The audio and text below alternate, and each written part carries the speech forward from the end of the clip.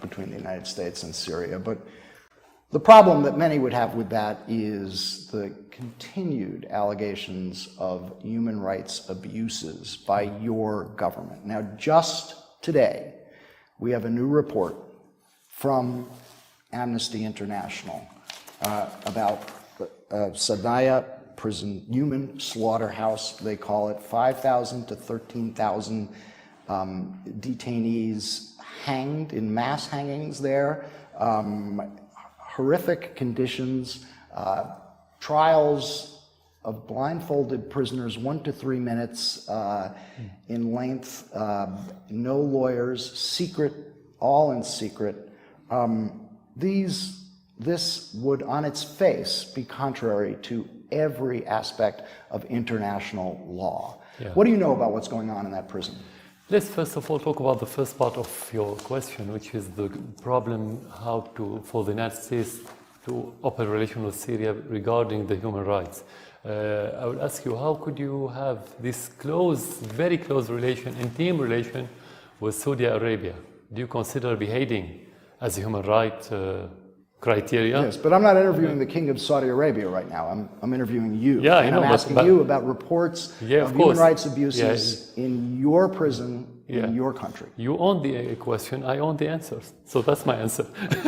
So when you answer about Saudi Arabia and your relation, you can put yourself in that position. Second, the United States is in no position to talk about human rights. Since Vietnam War till this moment, they killed millions of civilians.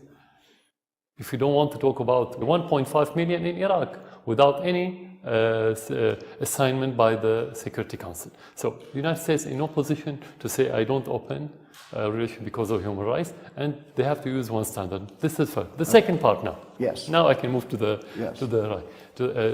That report, like many other reports published by Amnesty International, put into question the credibility of Amnesty International, and we never look at it as unbiased. It's always biased and politicized, and it's shame for such organization to publish a report without a shred of evidence.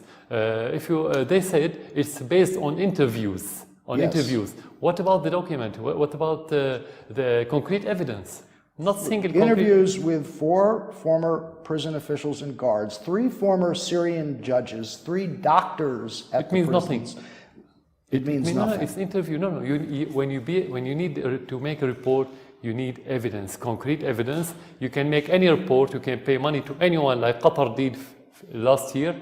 They paid money for such a report, and they brought their own witnesses, and they made a report. The process, I'm going to just read you something from the report. The process of the hangings is authorized by officials at the highest levels of the government. Death sentences are approved by the Grand Mufti of Syria and by either the Minister of Defense or the Chief of Staff of the Army, who are deputized to act on behalf of President Bashar al-Assad. First of all, what the evidence? So this is first. Is it true or not? No, it's not true. Definitely not true. How do you know? Do you know what goes on in that prison? Have you been there? No, I haven't been. I've been in the presidential palace, not in the prison. So here you have a very disturbing report about something going on in one of your prisons. Are you going to investigate? So Amnesty International knows more about Syria than me, according to you. No, that's not true. No. They haven't been to Syria. They only base their reports on allegation. They can bring anyone. It doesn't matter what's his title. You can forge anything these days. And we're living in a fake news era, as you know. Everybody knows this.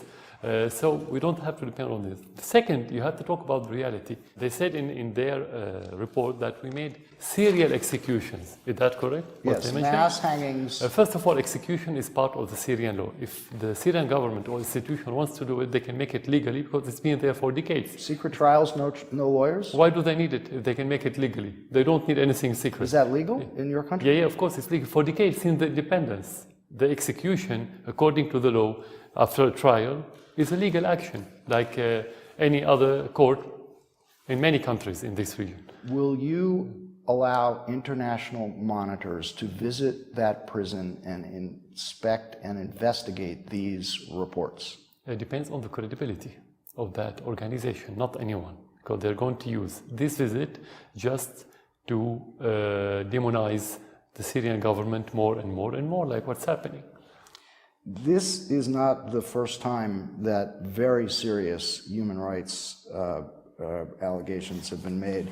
Just last week, a woman in Spain, Syrian, filed a lawsuit accusing 9 of your senior government intelligence and security officials of human rights abuses. Her brother had disappeared in one of your prisons. You asked about documents. The lawyers who have filed this, accusing your government of human rights abuses, have collected 3,000 pages of evidence and over 50,000 photographs taken by one of your former government's photographers showing emaciated, tortured bodies in your prisons. Who verified the pictures? Who they verified that they're not edited and photoshopped and so on? Have you seen the photos? No, I didn't. Have you seen the photos? No. I saw some photos in previous reports, but it's not about the photo. How can you verify the photo? You have said that the... Do you have a photo? I do have the photos. Can you show it to me? Yes, I'll be happy to. Here. Okay.